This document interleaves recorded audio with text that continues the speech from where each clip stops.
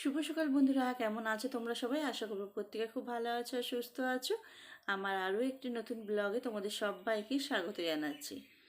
আজকে বারটা ছিল রবিবার। এই এখন ওই 6:30 7টা মতন বাজে। উঠেছি অনেকক্ষণ, 5:30টার সময় উঠে পড়লাম। আজকে মেয়ে 6টার থেকে পড়া ছিল। তা সকালবেলা তো কিছু এমনিও খেয়ে যায় না। এক কল থেকে এক বোতল জল এনে দিই, কেন ঘরের জল না প্রচণ্ড ঠান্ডা থাকে। ওই জন্যে কল থেকেই এক বোতল টাটকা জল এনে দিই। ও ব্রাশ করে বেরিয়ে পড়ে। আমি একটু যাই রাস্তা পর্যন্ত, একটু আগিয়ে দিয়ে আসি, একটু রাস্তা পর্যন্ত দিয়ে আসি, এসে তারপরে কাজকর্মে হাত দিই। তো এদিকে ঝাঁট দিয়ে বাসন মাজার সমস্ত কাজকর্ম হয়ে গেছে। আমার এক কাপ চা খাওয়া হয়ে গেছে।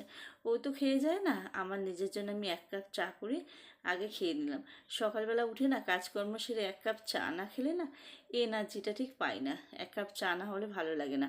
তা ঘরে বসে চাটা খেয়ে নিলাম, নিয়ে ভাবলাম না কাজকর্মে হাত দিই।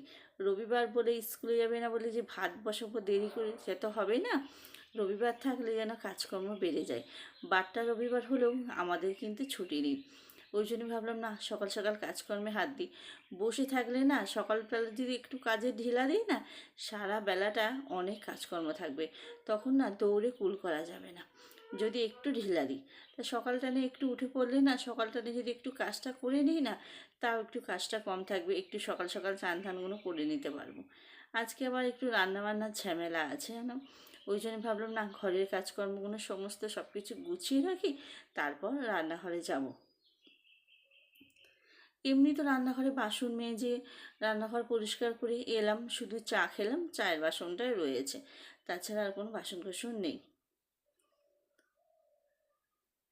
এদিকে বিছানাটা ভালো করে একটু ঝেড়ে ঝুড়ে ঠিক করে নিচ্ছি পরিষ্কার করে। আর এই একখানা বালিশের ওর যে আমার কোথায় রয়েছে না, আমি খুঁজে পাচ্ছি না জানো। এক সেট কেচে দিয়েছি আর তিনখানা রেখে দিই বালিশের ওর তুলে। আর এই সাদা চাদরটার সাথে এই বালিশের ওরগুলো পাতি। এই বালিশটার ওরটাও একটু সাদা তো ওই জন্যে। কিন্তু যে আর একটা ওর আমি কোথায় রেখেছি আমি খুঁজে খুঁজে মিল করতে পারছি না। ওই জন্যে দুখানা ওর রয়েছে আর একটাই ওর নেই। তার কি হবে, একটাই খালি বালিশ রয়েছে। এইভাবে বিছানাটা একটু গুছিয়ে নিলাম। আর ওই কাপড়টা না জানলার সাইডে ওইভাবেই থাকে। জানলার সাইড থেকে না রাত্রিবেলা না খুব হাওয়া আসে, ওই জন্যে না কাপড়টা দিয়ে রাখলে হাওয়াটা একটু কম আসে। ওই সাইডটা দিয়ে হাওয়া এলে না মেয়ের খুব ঠান্ডা লাগে, ওই জন্যে কাপড়টা দিয়ে রাখি। আবার যখন জানলাটা দিই তখন কাপড়টা আবার টেনে দিই। তা বিছানাটা ঝাড়ার জন্য একটা যে ঝাড়ু কিনবো অনেক দিন থেকে মনে করছি। বাজারে যাচ্ছি, এটা ওটা কিনে আনছি, কিন্তু যে একটা ঝাড়ু কিনবো বিছানার ঝাড় দেওয়ার, সেটা আর কেনা হচ্ছে না। যখন যেটা পাচ্ছি তখন সেটা দিয়েই বিছানাটাকে একটু ঝেড়ে নিচ্ছি। তো দেখো বিছানাটাকে সুন্দর করে টান টান করে পেতে গুছিয়ে রেখে দিলাম। বিছানাটা পরিষ্কার থাকলে যেন মনটাও ভালো থাকে আর ঘরটাও সুন্দর লাগে। এই পড়ার টেবিলটায় তো আগেখানটায় না জামা কাপড় থাকতো টেবিলটার ওপরে। আর এখন মেয়ে অনেক বইপত্র হয়ে গেছে, খাতা হয়ে গেছে, রাখার সমস্যা হয়ে যায় যেন। বইপত্র রাখার সেরকম ঘরে কোনো জায়গা নেই তো, তাই জন্য এই টেবিলটার ওপরে এই টেবিলের ক্লকটা ওই বানিয়েছে জানো। ও যখন এইটে হাতের কাজ দিয়েছিল তখন এইটা বানিয়েছিল। তা এইভাবে তুলে ফেলে রেখে দেবো ওর থেকে, বাবা ভাবলাম যে না টেবিলের ওপরে পেতে রেখে দিই, দেখতেও সুন্দর লাগবে আর ওইটা পড়ার টেবিল হয়ে যাবে। এখানে একটা চেয়ার দিলে ওইখানে বসে পড়তে পারে। আবার চেয়ারটাকে তুলে রেখে দিই, ঘরে রেখে দিয়ে আসি। না হলে না আলাদা কোনো চেয়ার নেই, ওই খাওয়ার টেবিলের চেয়ারই একটা এনে এখানে দিয়ে দিই। আর এখানটাতে সরু জায়গা, ছোট একটা চেয়ার থাকলে হাঁটার অসুবিধা হয়, ওই জন্য চেয়ারটা সবসময় পাতি না। ও যখন পড়ে তখন একটা চেয়ার নিয়ে এসে পড়ে, আবার পড়া হয়ে গেলে চেয়ারটাকে রেখে দিয়ে চলে আসে। তা এখানে বিস্কুটের গুঁড়ো আর এটা ওটা পড়েছিল, ওই জন্যে না একটু ভালো করে ঝেড়ে সকালবেলাও পড়তে গেল, বইপত্র চারিদিকে ছড়াছড়ি হয়ে রয়েছে। তাই জন্যে ভাবলাম যে একটুখানি গুছিয়ে নিই, গুছিয়ে টেবিলটা একটু ঝেড়ে ঝুড়ে পরিষ্কার করে দিই। একটা হাতের কাছে জায়গা থাকলে না এটা ওটা সেটা রাখতে রাখতেই না জায়গাটা পুরো ভর্তি হয়ে যায়। তা সারাদিন সন্ধেবেলা থেকে যা রাখি, এই সকালবেলা এখন গুছিয়ে সেইগুলো সরিয়ে ফেললাম।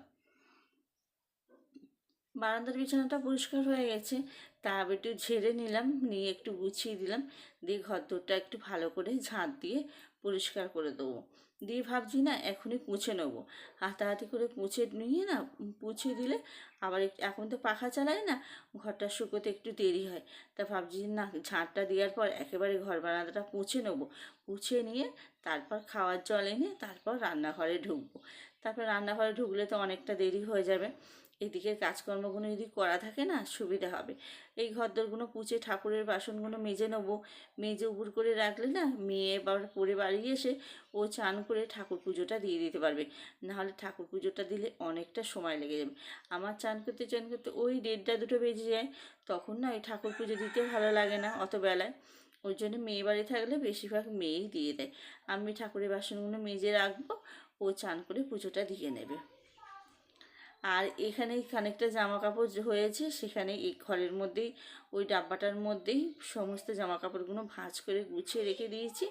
এখন আপাতত সেরকম রাখার জায়গা নেই, শীতকালে তো শুধু চাদর আর সোয়েটারে বাইরের আলাটা পুরো ভর্তি হয়ে গেছে। যতদিন এই শীতকাল না যাবে না, জিনিসপত্রগুলো না তুলতে পারছি, ফাঁকা হচ্ছে না। ওই কাজকর্মগুলো তোমাদের সাথে আর শেয়ার করতে পারলাম না। ঘরদোর পুছে ঠাকুর বাসন মেজে জল এনে সোজা চলে এলাম রান্নাঘরে, রান্নার জোগাড় করব। আজকে মনে করছি একটু বিরিয়ানি করব। বিরিয়ানি করতে গেলে তো অনেকটা সময় লাগে আর অনেক তোড়জোড়। ক্যামেরা অফ করে অনেকটা কাজকর্ম গুছিয়ে নিয়েছি, অনেক তোড়জোড় করে নিয়েছি, নিয়ে তারপর তোমাদের সাথে একটু শেয়ার করছি।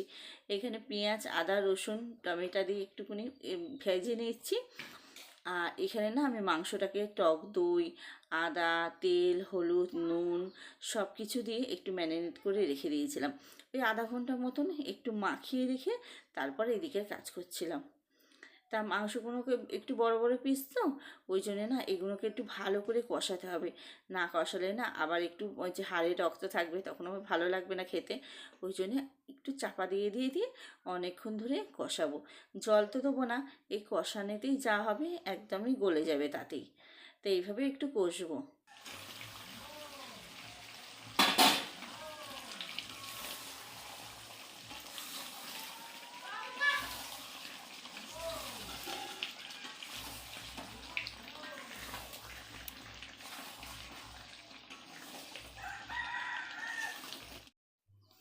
এই দেখো আমার মাংসের ফাইনাল লুকটা দেখালাম, কেমন হয়েছে বলবে।